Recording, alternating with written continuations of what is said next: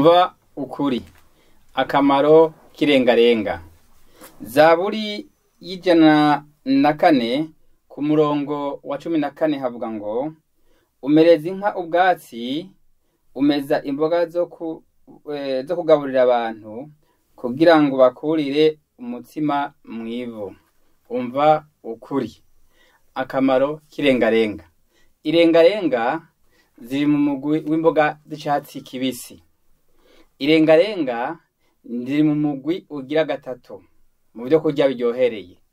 Ivya mbere ni ibinyantete ariyo bita les céréales, ibigira kabiri ni ibinyamisogwe ariyo bita legumineuses, umugwi ugira gatatu nico bita imboga z'icatsi kibisi arico irengarenga zibarizwamwo.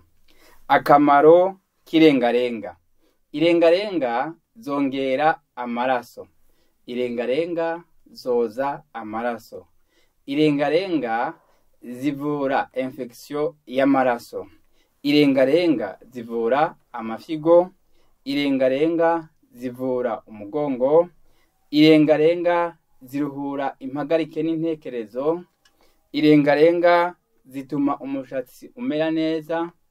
Irengarenga zitera kwituma neza. Umva ukuri.